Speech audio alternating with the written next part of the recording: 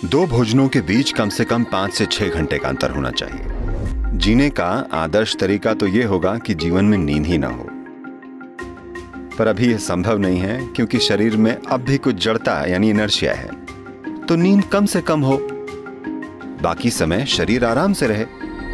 गुनगुने पानी में थोड़ा सा शहद मिलाकर पिएं। ऐसा रोज करें और आप पाएंगे धीरे धीरे खून में आरबीसी बढ़ जाएंगे।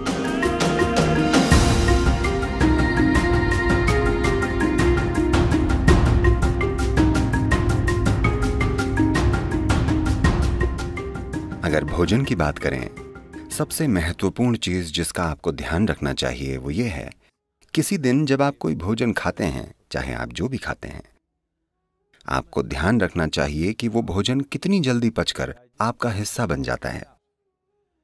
कोई भी भोजन अगर 3 घंटे से ज्यादा पेट में रहता है, यानी आपने खराब खाना खाया है। वो भोजन या तो आप छोड़ दें या कम से कम खाएं। अगर भोजन 3 घंटे में पेट से आंतों तक पहुंच जाता है, यानी आप कुछ ऐसा खा रहे हैं जिसे आपका सिस्टम अच्छे से पचा पाता है। शायद वो सबसे अच्छा भोजन न हो, पर सिस्टम उसे पचा पा रहा है।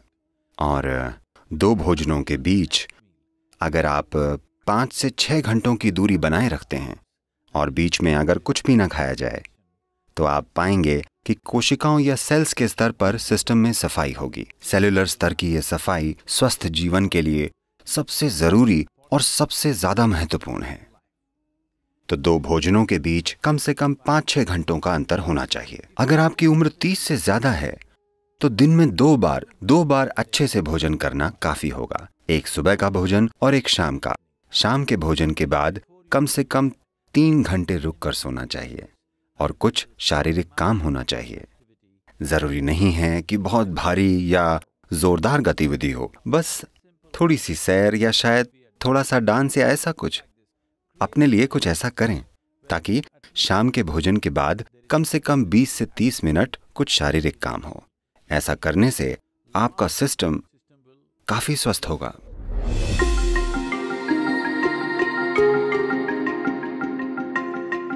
एनीमिया होना यानी खून ने अपना लोहा खो दिया है, यानी आपने अपनी ताकत खो दी है। ठीक है, शरीर की ताकत चली गई, आप थका हुआ महसूस करेंगे, बेवजह थकावट होगी। क्योंकि जब लोहा कम हो जाता है तब खून का ऑक्सीजन शरीर में अच्छे से नहीं पहुंचता, यानी आपका शरीर, आपका हृदय, आपका दिमाग सब कुछ ज्यादा काम नहीं कर पाएंगे क्योंकि आपके पास ऑक्सीजन कम है।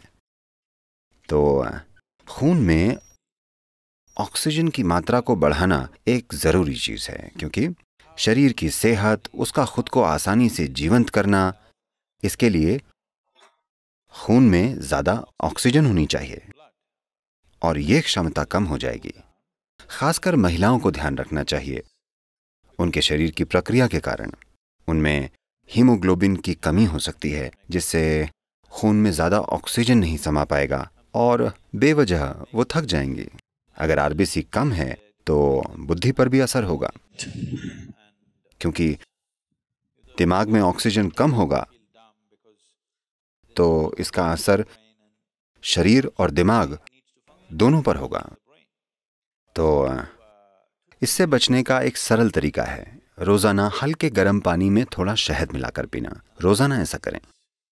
इससे धीरे धीरे आरबीसी की मात्रा बढ़ जाएगी। खून में ज्यादा ऑक्सीजन होगा तो अचानक ज्यादा ऊर्जा महसूस होगी, अचानक सब सक्रिय हो जाएगा, शरीर का कायाकल्प होगा, मृत कोशिकाओं की जगह नई कोशिकाएं पैदा होंगी। जो जड़ता आप अपने शरीर में और अपने मन में महसूस करते हैं वो बहुत कम होने लगेगी।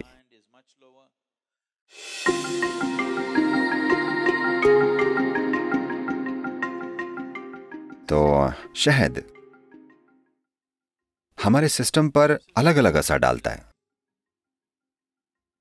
कच्चे शहद का एक तरह का असर होता है, ठंडे पानी में पीने से उसका असर अलग होता है, हल्के गर्म पानी में पीने से अलग ही असर होता है। हम यहां इसे हल्के गर्म पानी में पीकर सिस्टम को खोलना चाहते हैं। If you put it into boiling water, some part of honey will turn poisonous. उबलते पानी में डालने से शहद का कुछ हिस्सा जहरीला हो जाता है। तो इसे कभी भी उबलते पानी में नहीं डालना चाहिए या इसे पकाना नहीं चाहिए। मैं जानता हूँ कि पश्चिम में लोग शहद के केक बनाते हैं, वो इसे पकाते हैं। एक तापमान को पार कर जाने के बाद शहद जहरीला हो जाता है।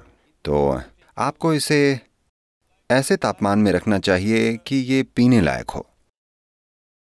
इसे गुनगुने पानी में डालें, उबलती हुई गर्म चीजों में इसे न डालें।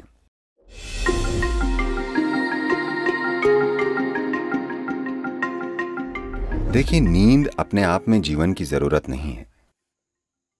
शरीर को नींद नहीं, आराम चाहिए। नींद आराम का बस एक रूप है। कई लोग ऐसा सोचने लगे हैं, तमिलनाडु में अगर कोई कहे रेस्ट पन्निक्करांगा, यानी वे सो रहे हैं। जरूरी नहीं है, बैठकर भी आराम हो सकता है ना? हाँ, खड़े होकर भी आराम हो सकता है। दौड़ते दौड़ते खड़े हो जाने पर भी आराम मिलता है। आप खड़े थे, अगर आप बैठ जाएं तब भी आराम मिलता है। आराम करने के कई तरीके हैं। सबसे जरूरी बात यह है कि आराम यानी आप ऊर्जा का इक्वेशन बदल रहे हैं, यानी ऊर्जा का खर्च कम हो रहा है पर इसकी पैदावार उसी तेजी से हो रही है। तो कुछ समय बाद ताजगी महसूस होती है क्योंकि ऊर्जा कम खर्च हो रही है। मूल रूप से आप ऊर्जा को मैनेज कर रहे हैं। काम करते समय ऊर्जा ज्यादा खर्च होती है, पैदावार जितनी भी हो, पर वो काफी नहीं होती। कुछ समय में आप थक जाएंगे क्योंकि भारी खपत हुई है। खर्चा कम करके पैदावार बढ़ाई जाए तो कुछ समय में ज्यादा ऊर्जा महसूस होती है।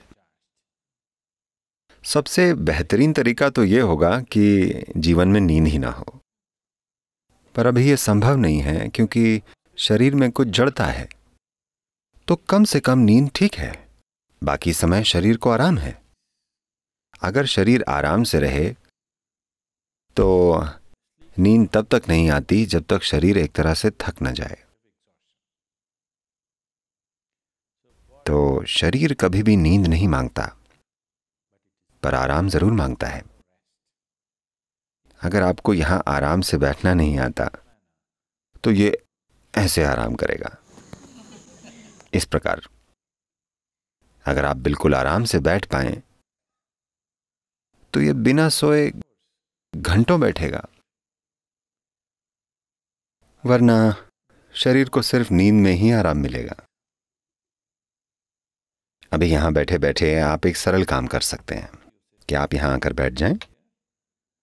बस अपना ध्यान अपने सिर के ऊपर से अपने पैर की उंगलियों तक ले जाएं और देखें क्या सब कुछ ढीला और आराम से है, या आप ऐसे बैठे हैं। इसे जितना हो सके उतनी आराम की स्थिति में लाएं, जितना आपसे हो सके। आप हर चीज को लेकर सचेतन नहीं हैं, पर होशपूर्वक आप जितना सहज बना सकते हैं।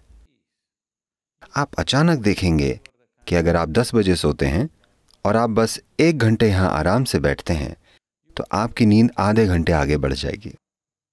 10 बजे नींद नहीं आएगी, आप खुद ही जागते रहेंगे।